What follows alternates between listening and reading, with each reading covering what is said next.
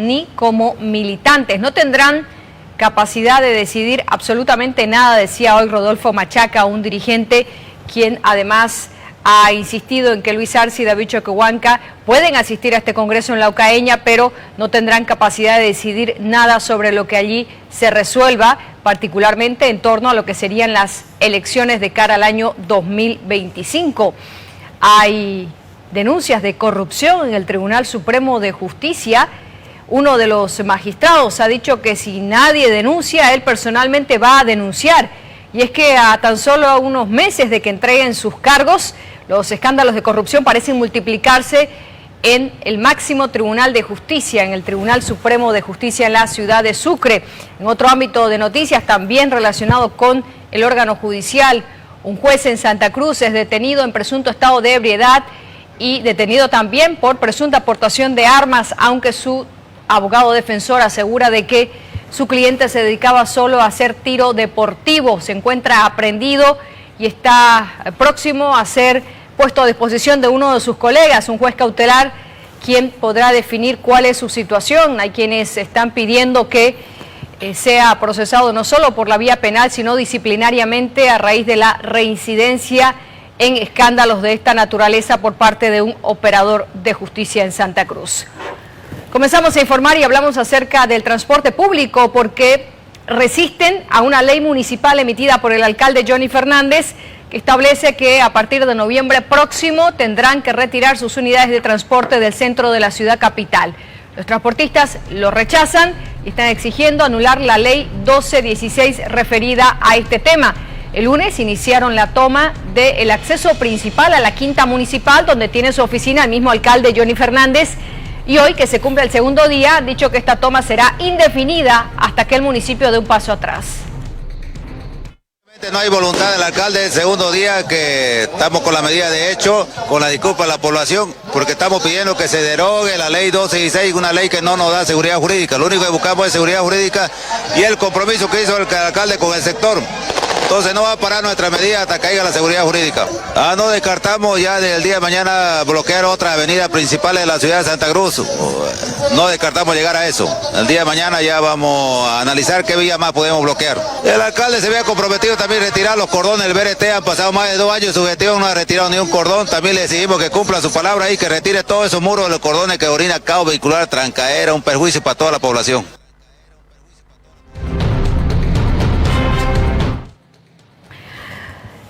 No hay primera sin segunda. La alcaldía de Santa Cruz responde a los transportistas y les dice que así se pongan de cabeza la ley de reordenamiento vehicular que establece la salida de los micros y buses del centro de la ciudad capital desde noviembre no será anulada. Pero además anuncian proceso penal contra los dirigentes del transporte público por amenazar y agredir a sus funcionarios públicos, decía hoy el asesor jurídico Bernardo Montenegro.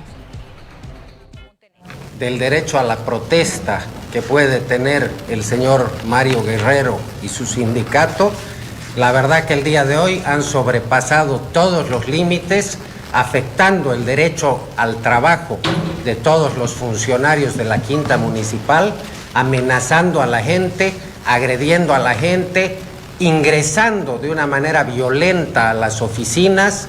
Por consecuente, ya se ha sentado una denuncia en este momento por impedir el derecho al trabajo, por allanamiento, por instigación pública a delinquir, por asociación delictuosa y por amenazas. Que sepa el señor Guerrero que no se va a retroceder un centímetro en esta política de reordenar. El mandato del alcalde Johnny Fernández es que el tráfico y el caos que hay en el centro de la ciudad debe solucionarse. Más allá de que se paren de cabeza, pueden hacer lo que quieran, pero esta ley y el reordenamiento va adelante y no vamos a retroceder un centímetro.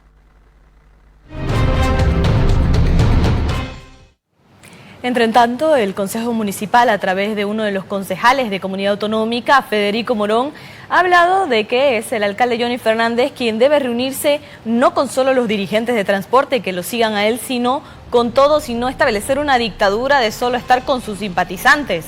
Federico Morón ha señalado de que siempre ha existido un problema con los transportistas en Santa Cruz, tanto en la gestión de Percy Fernández como en la de Angélica Sosa, pero es ahora que se debe escuchar el pedido de los mismos y permitirles tener la audiencia pública que piden con el Consejo Municipal y el Ejecutivo de Santa Cruz.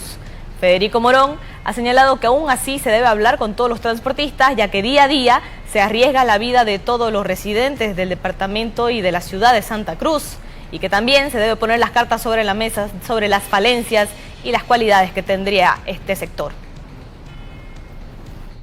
Años sufriendo los cruceños con un transporte que arriesga la vida de los ciudadanos todos los días. Uno no está seguro si va a volver a su casa porque hay alguien que está manejando micro que te puede pisar o matar. Entonces el transporte público afecta nuestra calidad de vida y no ha sido solucionado en todo este tiempo porque ha ido como pelota de ida y de vuelta entre grupos de poder, y este no es la excepción. Johnny quiere hacer eso, quiere para él manejar. No se trata de eso, se trata de que funcione para los cruceños el transporte público. Entonces vamos a aceptar la audiencia que están pidiendo, porque el Consejo tiene que ser un actor fundamental. No puede ser que el alcalde deje a un lado el Consejo porque sabemos que nosotros hacemos el trabajo bien.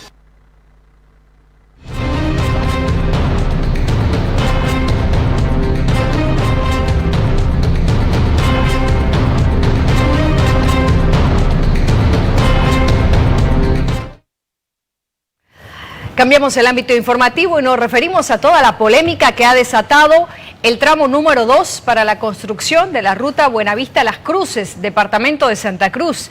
Veíamos en la víspera, el lunes pasado, que una comisión a la cabeza de un secretario de la gobernación de este departamento, además del mismo presidente de la Asamblea Departamental Legislativa, llegaba hasta la zona in situ con periodistas para explicar el daño ambiental que significaría la construcción de este tramo carretero, ya que atentaría al daño ambiente, pero también a los acuíferos. En una de las comunidades, en Santa Fe, Amboró, se encontraron también algunos comunarios que decían que no había daño ambiental, decían que estaban yendo en contrarruta, en medio de las posiciones encontradas por el desarrollo que significaría esta propuesta de tramo número 2 financiado por la Corporación Andina de Fomento. Hoy se cumple el 9º día de bloqueo en Buenavista, que comprende la nueva ruta Santa Cruz-Cochabamba, un dato muy importante para aquellos que están pensando realizar viajes interdepartamentales. Los transportistas, como siempre, los más perjudicados, y es que ya van más de 90 o 100 días de bloqueos desde el inicio de este año, que están asfixiando al sector de la economía y particularmente a aquellos que viven del transporte de carga, pero aquellos también que deben comercializar sus productos desde y hacia el departamento de Santa Cruz. Estamos acá presentes, bueno, pero estamos conscientes del perjuicio que ocasionamos a todo Bolivia tal vez, pero es una necesidad urgente para el desarrollo de nuestras comunidades del departamento y de Bolivia. Es con este motivo que nosotros nos hallamos en este punto de bloqueo ante los oídos sordos de la gobernación que no da paso a ceder. Yo prácticamente como comunario digo que es una mentira, una falacia de que la gobernación invente de que estamos afectando a acuíferos. Yo quisiera preguntar a la gobernación de todas las urbanizaciones que han extendido desde Terevinto hasta Urubó, toda esa franja, ¿dónde botan las aguas residuales? Entonces yo respondería que ellos son los que están contaminando y no nosotros, y la carretera no va a contaminar porque nosotros como comunidad somos los primeros en cuidar la naturaleza, los bosques, el agua, los ríos, la biodiversidad. Entonces es una mentira que la gobernación trate de confundir a la población. Estamos aquí pues todos los transporte pesado perjudicados, ¿no? Y yo quisiera que den pues una solución pues a esto, ¿no? Por dar un cuarto intermedio también aquí a estas zonas que piden esa carretera, ¿no? El perjuicio pues es grande para todos, ¿no? Porque no solamente para uno, es también para el Estado. ¿Cuántos días se encuentran acá varados, no? Bueno, legalmente estamos aquí del día domingo, ¿no? Porque dieron un cuarto intermedio, pero otra vez deberían dar pues un cuarto intermedio para que nosotros pasemos, ¿no? ¿Qué es lo que ustedes llevan en este momento? Bueno, ahorita estamos con maíz. Maíz. Tenían que ya entregar. Ya entregarlo, ya mire, y seguimos por acá, pues, ¿no? Seguimos por acá, era lo que decía uno de los perjudicados que también tendría uno de sus camiones esperando que se pueda abrir un paso o un cuarto intermedio en este bloqueo que ya cumple su 9º día. Hablamos también de lo que sucedió esta mañana desde la Gobernación de Santa Cruz. Recordemos que este pasado lunes se hizo una inspección de parte del presidente de la Asamblea, el secretario de Desarrollo Económico y asambleístas departamentales de Santa Cruz al conflictivo trazo 2, más bien tramo 2 de esta carretera de 3 tramos. Este tramo en conflicto en el cual Efraín Suárez indicaba de que de parte del gobernador Camacho continuarían cuidando lo que serían los llamados acuíferos y todo el agua que proveería a la región metropolitana de Santa Cruz. Efraín Suárez hizo acusaciones muy críticas también de lo que está sucediendo o de cómo se está manejando el tramo 2, señalando de que el movimiento al socialismo o el Estado estaría más bien interesado en no modificar este tramo, ya que existirían una serie de urbanizaciones que quisieran hacer por esas tierras en las cuales ya tendrían propiedades compradas y también que tendrían intereses políticos porque señalan que los comunarios de esa zona en específico serían afines al partido de gobierno. El movimiento al socialismo se ha encaprichado en llevar adelante una carretera por el medio de los acuíferos que proveen de agua a más de 2,5 millones de personas en Santa Cruz. Pero el gobernador Luis Fernando Camacho no va a permitir esta situación. El gobernador Luis Fernando Camacho está peleando por el agua de los cruceños y está defendiendo a Santa Cruz. El presidente Arce, a través del ABC, ha amenazado al gobernador Luis Fernando Camacho diciéndole que si sigue defendiendo el agua de los cruceños será procesado. El gobernador Luis Fernando Camacho seguirá defendiendo el agua de los cruceños, seguirá defendiendo Santa Cruz como siempre lo ha hecho, así lo llenen de proceso. Santa Cruz no está sola, el agua de los cruceños es intocable y el gobernador Luis Fernando Camacho seguirá defendiendo Santa Cruz, defendiendo el medio ambiente y defendiendo el agua de Santa Cruz. La etapa 2 de la carretera, el trazado 2 de la carretera, en el diseño que tiene la ABC, en el diseño que tiene el gobierno del presidente Arce, pasa por el medio de los acuíferos. Los acuíferos son una zona de recarga hídrica donde está el agua que los cruceños se proveen en más de 2,5 millones de personas. Hay un capricho que tiene motivaciones políticas y motivaciones económicas. Este capricho es del movimiento al socialismo, es del presidente Arce, que quieren que la carretera vaya por el medio del acuífero, y el capricho se debe a motivaciones políticas porque por el medio del acuífero hay comunidades que responden al movimiento político del MAS. Y hay intereses económicos porque hay empresarios que están interesados en realizar y en constituir urbanizaciones en esa zona. Hay acusaciones mutuas. La administradora boliviana de carreteras también advertía hace algunas horas que la gobernación tenía supuestos intereses económicos para el paso de urbanizaciones en esta zona, y es ahora la gobernación la que también denuncia supuestos intereses políticos y económicos del gobierno para beneficiar, dicen ellos, algunas comunidades afines al movimiento al socialismo, pero además algunos empresarios cruceños afines al partido de gobierno. En medio del gobierno y de la gobernación de Santa Cruz aparece la diputada de Comunidad Ciudadana, Luisa Nayar, quien ha dicho que en vista de todo lo que se dice hasta este momento sobre el polémico trazo 2 de la ruta Buenavista-Las Cruces, ha enviado una carta a las partes encontradas conminando a la gobernación y al gobierno a que se puedan crear nuevas mesas de trabajo para hablar de nuevos trazos para la construcción de esta ruta.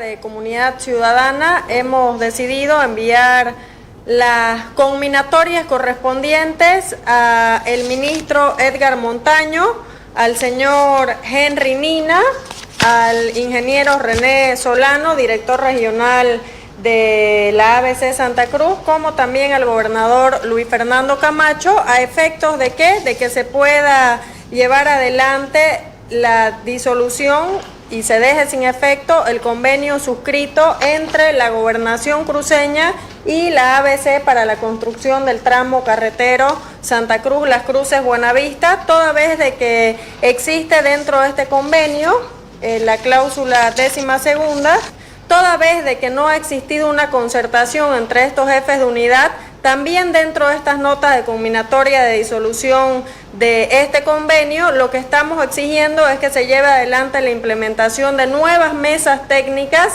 ¿Para qué? Para precautelar nuestros acuíferos, nuestros recursos naturales, y en caso de que lamentablemente el movimiento al socialismo pretenda seguir llevando adelante este convenio, se llevarán adelante las acciones legales pertinentes, toda vez que se estaría cometiendo delitos que atentan contra la salud pública y también delitos medioambientales.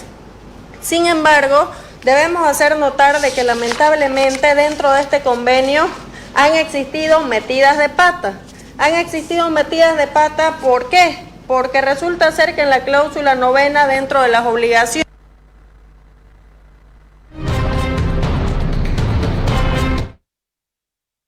Mientras la Gobernación de Santa Cruz hace acusaciones hacia el movimiento del socialismo y el gobierno, la comunidad ciudadana, a través de la diputada Luisa Nayar, indica que se debe volver a las mesas técnicas.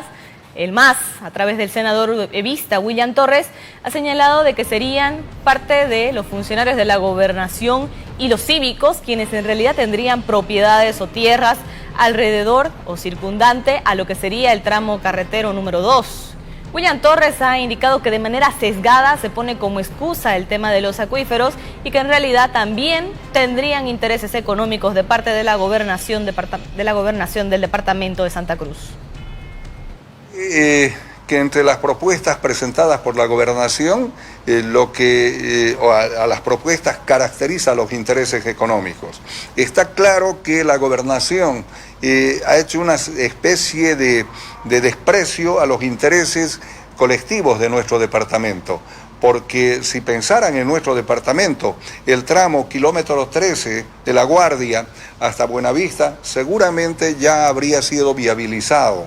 Lastimosamente eso no ocurre porque gran parte de quienes forman parte de la gobernación y del comité cívico y otras instituciones son propietarios de las tierras que circundan a esta carretera entre Las Cruces y Buenavista, entre Porongo y Buenavista, de modo tal que ellos están buscando argumentos para que esta carretera no pase precisamente por donde debe pasar, sino más bien bordee las propiedades de estos empresarios y en definitiva con ello lo que están haciendo es velar por sus intereses y no por los intereses del departamento. Para ello están utilizando de manera muy sesgada el argumento de que los acuíferos de aquella zona serían afectados. Hay estudios que demuestran que los acuíferos por la carretera, por la construcción de la carretera bioceánica, no va a ser afectado. Sin embargo, aquí, reitero, priman intereses de carácter económico de los jerarcas de la gobernación, posponiendo.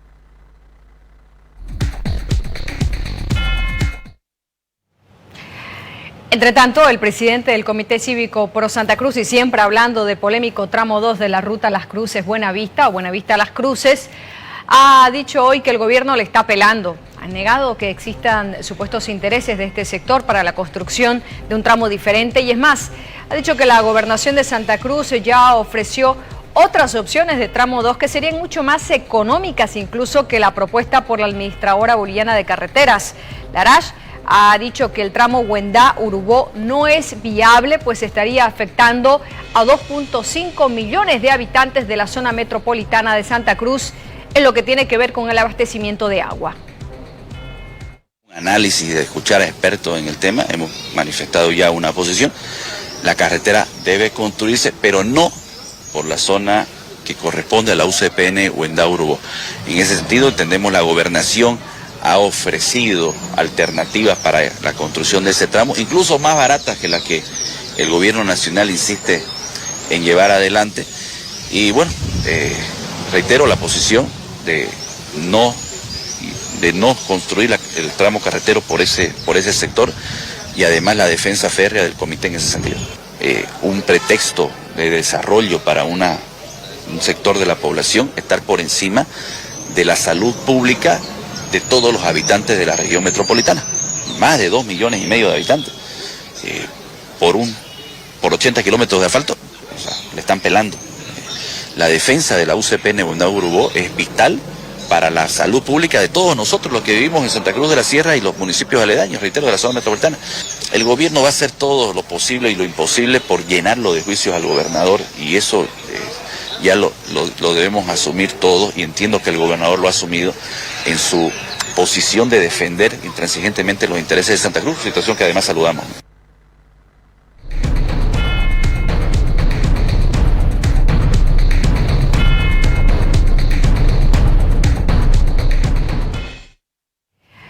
Hablamos ahora acerca de la crisis o la diferencia que se ahonda al interior del partido oficialista, y es que hoy sorprendió el diputado del ala denominada Evista, Ramiro Venegas, al anunciar que ya presentó ante el Tribunal Constitucional una proposición acusatoria contra, escuche bien, el presidente de la Asamblea Legislativa y vicepresidente del Estado, David Choquehuanca Céspedes. Según el diputado oficialista, David Choquehuanca estaría incurriendo en delitos de incumplimiento de deberes y otros por haber congelado, dice el diputado, y haber neutralizado las sesiones de debate para elegir a un nuevo Contralor General de la Nación, para tratar además otras leyes. Choquehuanca gana sueldo sin trabajar, reprochó hoy el diputado del ala evista, Ramiro Venegas, a tiempo de anunciar que esta proposición, que buscará un juicio de responsabilidades, ya fue presentada al Tribunal Constitucional. Me hice presente en la Fiscalía General del Estado con una proposición acusatoria en contra del señor David Choquehuanca Céspedes, vicepresidente del Estado, por la presunta comisión del delito de incumplimiento de deberes. Esta denuncia emerge porque el señor David Choquehuanca ha congelado y neutralizado las funciones de la Asamblea Legislativa Plurinacional, debido a que en su condición de presidente de la Asamblea Legislativa Plurinacional, el único que puede convocar a sesiones ordinarias de la Asamblea para tratar temas importantes como ser la designación del Contralor General del Estado, debido a que desde el mes de julio del 2022 se encuentra paralizada esa designación por capricho del presidente de la Asamblea, David Choquehuanca, generando con ello que el interinato de la Contralora sobrepasa los 3 meses que establece. No le interesa convocar a sesión ordinaria de la Asamblea a objeto de dar viabilidad a que se haga una elección de acuerdo a la normativa. Existe también alrededor de 15 leyes en las cuales se establece que el Contralor General del Estado, Defensor del Pueblo, Banco Central de Bolivia, Consejo de la Magistratura, Ministerio Público, Procuraduría General del Estado deben presentar anualmente informes con documentación correspondiente sobre su desempeño y resultado de gestión. Sin embargo, estos informes hasta el momento no han sido presentados porque creemos que hay un cierto encubrimiento de parte del señor David Choquehuanca. Pero eso no es todo. El también diputado del ala evista o radical, o Alberto Arizpe, ha dicho que han tomado la decisión de conformar una nueva bancada de los llamados evistas. Ha dicho que tienen los principios ideológicos bien puestos y que por eso no pueden seguir en la bancada con los denominados renovadores o arcistas. A partir del anuncio de la Dirección Nacional, nosotros muy respetuosos de nuestros estatutos orgánicos y de la dirigencia, hemos asumido también la misma posición. Hoy día precisamente vamos a tener un encuentro nosotros los diputados y senadores, y desde ya debo adelantar, esta facción leal al instrumento, a las bases, vamos a constituirnos en una nueva bancada, alejándonos de los mal llamados renovadores, que en el fondo son traidores al instrumento político, a las bases, a quienes en su momento han elegido juntamente en esa elección, pero hoy por hoy dieron la espalda por obedecer órdenes y apetitos personales de ministros y del gobierno nacional. Con seguridad vamos a tener un lineamiento, una posición clara en este tema. Nosotros tenemos una línea ideológica. El movimiento al socialismo tiene sus principios ideológicos bien enmarcados. Y lo hemos plasmado, lo hemos pasado en el programa de gobierno a Lucho Arce. Pero este traidor se olvida del camino original donde debía andar. Se dio la vuelta o ha ido para atrás como cangrejo para ir a buscar a Manfred Reyes Villa para que negocien sus ministros con Luis Fernando Camacho. Estoy seguro que ellos van a quedar pues ahí como la bancada de Juan Santos Cruz o como la bancada de Eduardo del Castillo, que protege al narcotráfico, que protegen la corrupción. Ustedes saben que ninguno de ellos se ha manifestado respecto a estos temas. Corrupción hay, estimados periodistas. Ustedes son testigos.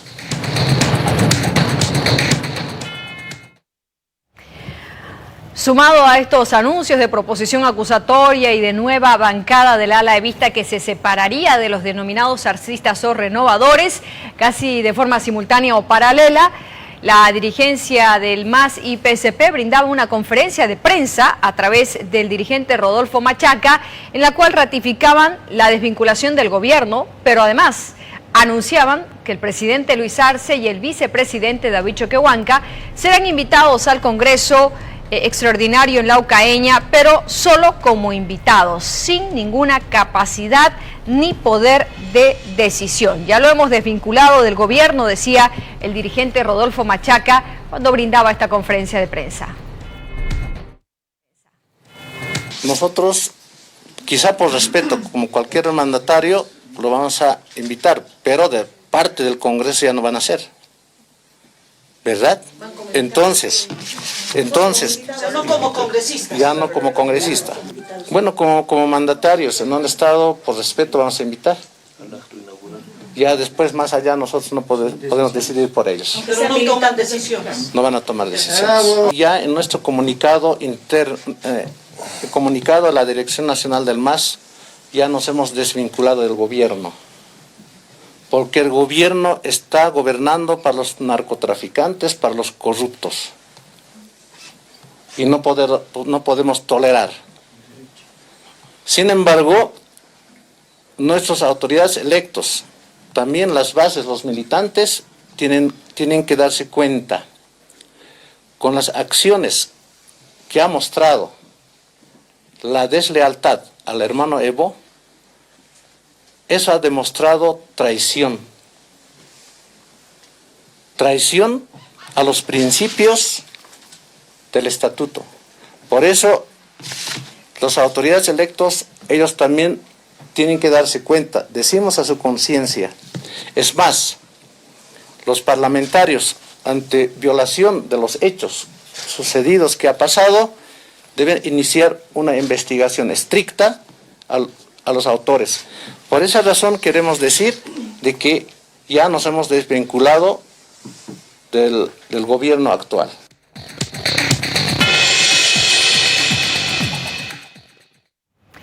Entre tanto, el alcalde del municipio de Cercado, Manfred Reyes Villa, quien se encuentra en La Paz, fue consultado también acerca de la pugna que existe al interior del movimiento al socialismo y públicamente pidió al expresidente Evo Morales que deje gobernar al actual presidente Luis Arce.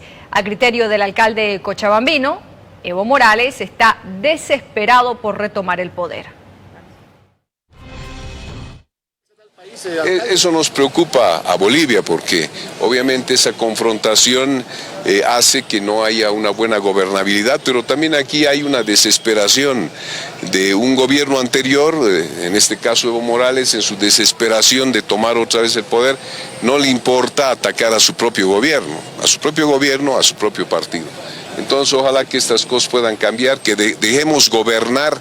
Yo no tengo nada que ver con el actual gobierno, pero es decir, necesitamos todos coordinar en esta situación de crisis mundial y de crisis en Bolivia. Yo creo que hay gente que ve así como enemigos. Yo siempre digo, en política nunca debe haber enemigos, debe haber opositores circunstanciales. Evo a mí me ve como enemigo, yo nunca he sido su enemigo. En su tiempo, y si no, que me diga él cómo lo he ayudado cuando no era presidente y yo era alcalde. Sin embargo, se ha convertido en mi enemigo, me ha hecho que me vaya del país más de 11 años sin motivo. Entonces lamento mucho, ese tipo de políticas tiene que salir del país, más bien tenemos que buscar la unidad y al opositor tenemos que respetarlo. Obviamente, así sea minoría, yo creo que la democracia así se va a fortalecer.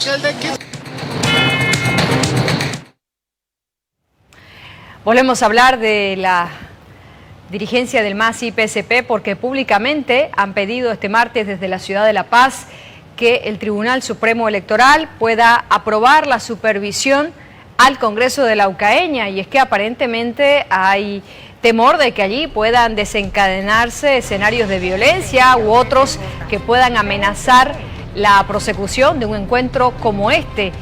Los dirigentes del MAS, el abogado del Movimiento al Socialismo, Diego Jiménez, ha dicho además de que ya se habrían subsanado todas las observaciones que se hizo al Estatuto Azul y que ahora no habría nada que impida la realización de este Congreso.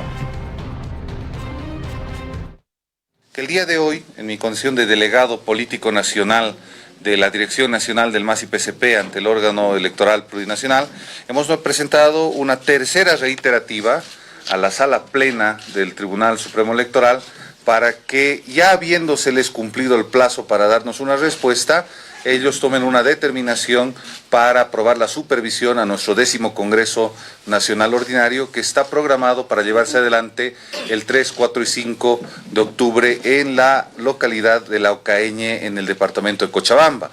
Debo señalar, hermanos y hermanas, que el MAS y PSP ha cumplido con todas las normas, todos los requisitos que establece la Ley 1096 de Organizaciones Políticas, como el Estatuto Orgánico del MAS y PSP. En ese entendido, no existe ni puede haber ninguna observación que limite o que impida la realización de este Congreso. Hemos tomado conocimiento también de alguna declaración de uno de los vocales del Tribunal Supremo Electoral, del vocal Tawichi, que en pasadas oportunidades a uno de los medios de comunicación ha señalado que había algunas observaciones. Esas observaciones de alguna dirigencia no reconocida por el MAS y PSP y que están al margen de la Ley 1096, también ya han sido por demás superadas por este delegado ante el Tribunal Supremo Electoral. Por lo que entendemos que algunos vocales se han ido en condición de observadores a las elecciones del hermano país de Ecuador y que entiendo están retornando el día de hoy. Por lo tanto, instalada la sala plena, seguramente el día de hoy o mañana tendría que aprobar de manera definitiva la supervisión a nuestro Congreso.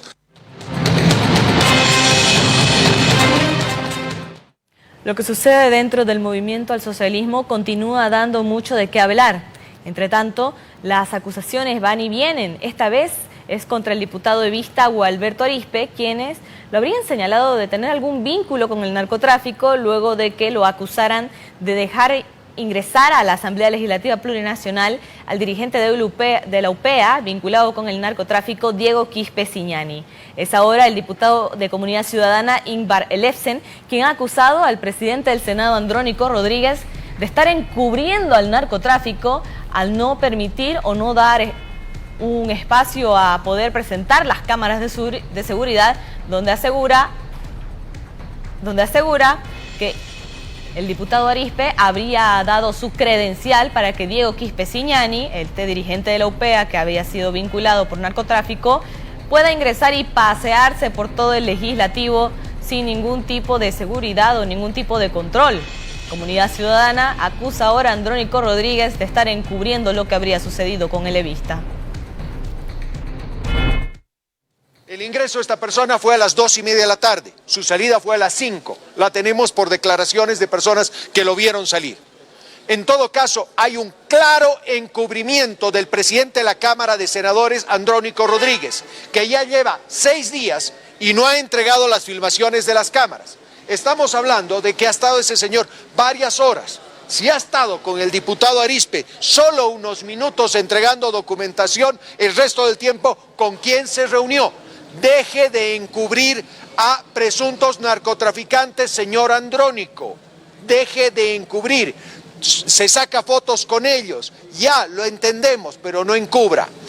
En relación a esto, supuestamente el diputado Arizpe dice que este ciudadano sindicado de narcotráfico le hubiera entregado pruebas de masistas que viajaron a Venezuela, que sacaron un título de licenciatura en enfermería. Ya han pasado 5 o 6 días, no hemos visto pruebas, él ha admitido porque no tenía salida.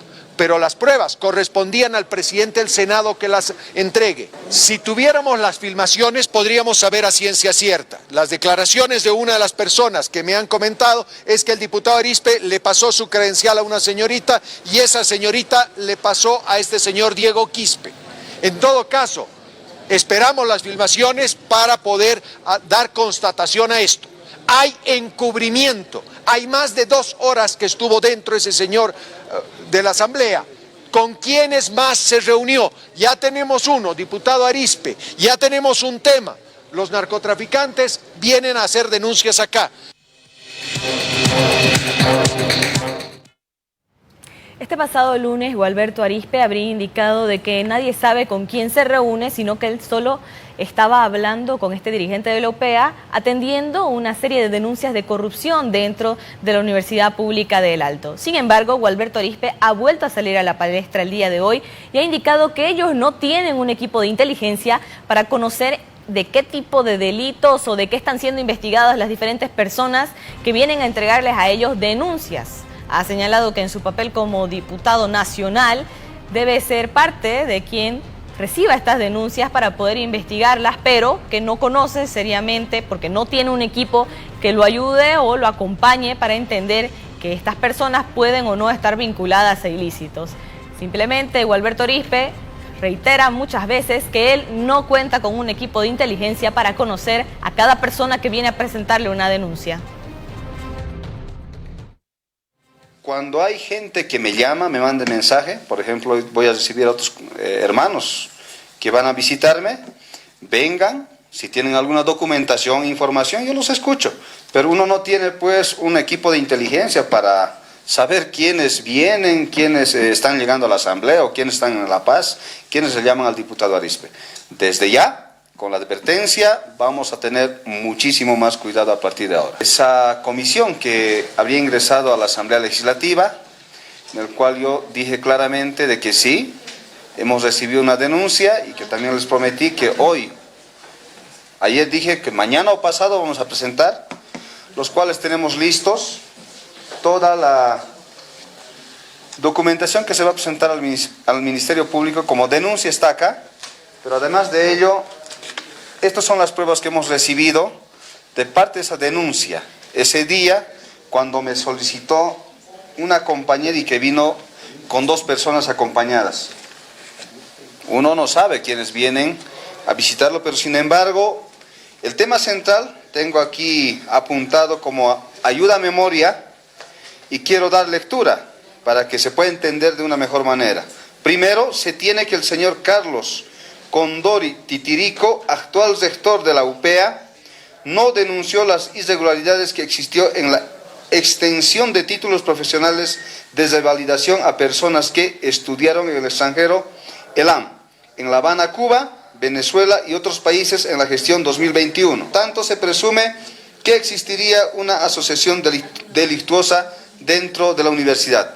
Estoy mostrando solamente 1 o 2 ejemplos y en total tenemos la lista en la documentación que hemos recibido, un total de 2.110 títulos que se otorgó. Presumimos que existe corrupción ahí adentro también.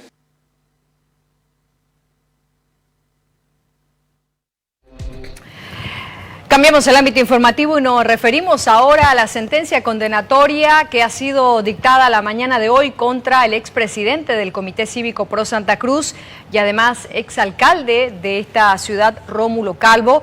Estamos en un enlace con su abogado, Martín Camacho, para hablar acerca de los detalles de un fallo de esta naturaleza. Doctor Camacho, muchas gracias por la espera.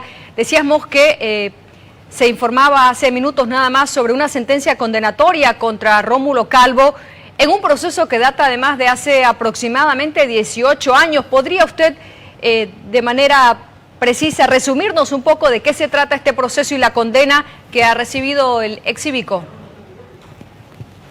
Sí, Carly, muy buenas tardes, un gusto poder saludarla. Justamente este proceso tiene su inicio el año 2005 y el motivo del inicio del proceso es por una expropiación y el pago de los terrenos de lo que hoy se conoce como la populosa zona del Plan 3000, para las personas que fueron beneficiadas luego de la riada del año 1983.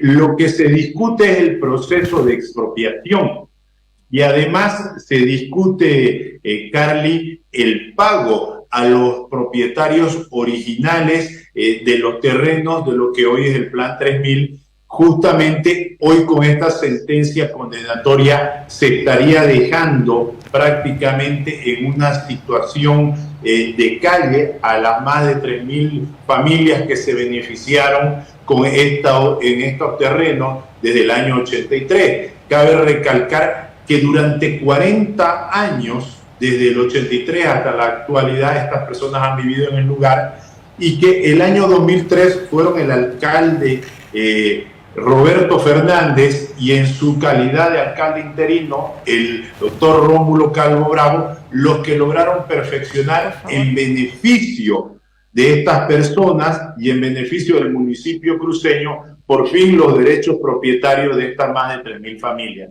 Hoy fueron condenados ambos, uno a 5 años y el otro a 4 años, por los delitos de contratos lesivos al Estado, incumplimiento de deberes y conducta antieconómica en un proceso completamente irregular, que además ya tenía 2 sentencias absolutorias que datan del año 2017. Doctor Camacho, tengo varias preguntas respecto a este tema y lo que más me preocupa es escuchar la afirmación que hace usted cuando dice los vecinos del Plan 3000 que se beneficiaron con estos terrenos podrían quedar en situación de calle. O sea, 40 años después, ¿podrían ser desalojados de los terrenos de los que se beneficiaron?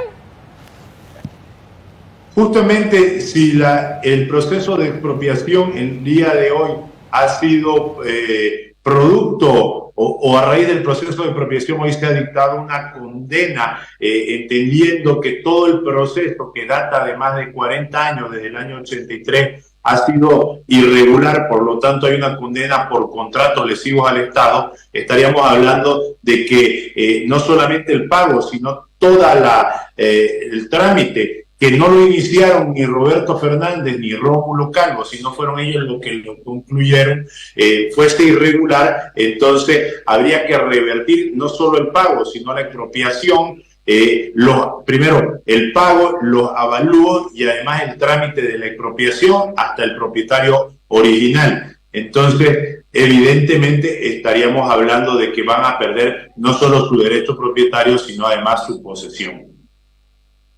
¿Quién se constituye en la parte querellante en este proceso, doctor? En un primer momento, Carly, la denuncia la inicia el exalcalde Percy Fernández y esta denuncia inicial concluye con una sentencia absolutoria que es ratificada además en apelación. Posteriormente, el año 2020, sin haber formado parte nunca del proceso, el Ministerio de Justicia, a través de su viceministerio de Transparencia, ordena la reapertura del proceso, justamente cuando el doctor Rómulo Calvo asume la presidencia del Comité Pro Santa Cruz, perjudicando a más de 4 personas que tienen que repetir todo el juicio que ya había concluido y que había sido resuelto 2 veces en su favor. Desde el año 2020 se repite solamente la etapa de juicio, pero esta vez con la participación del Ministerio de Justicia a través del Viceministerio de Transparencia. Un hecho totalmente irregular porque ellos nunca presentaron una acusación particular y no se había repetido solamente la etapa de juicio, por lo tanto no podían participar. Sin embargo, la juez Gabriela Cuellar permite la participación del Viceministerio de Transparencia en todo el proceso cuando nunca se constituyeron como parte. En resumen, doctor, dice usted que este proceso primero fue aperturado por el exalcalde Percy Fernández, ya tenía una sentencia absolutoria que fue ratificada en un tribunal de alzada, pero el año 2020 el Ministerio de Justicia, a través del Viceministerio del Área de Transparencia, reactivó este proceso que concluye hoy, 22 de agosto, con una sentencia contra Rómulo Calvo por 4 años. Una pregunta más. El procedimiento penal establece que se puede pedir una suspensión condicional de la pena solo hasta los 3 años. Si la sentencia contra Rómulo Calvo es de 4 años, eso quiere decir de que Calvo puede ir a Palmasola, efectivamente. Sí, Carly, una vez vencida la etapa de impugnación, es decir, una vez seamos notificados con la sentencia en su integridad. El día de hoy, Carly, solo se ha leído en realidad la parte resolutiva, es decir, han dicho quiénes son condenados, quiénes son absueltos y cuánto es el tiempo de la condena.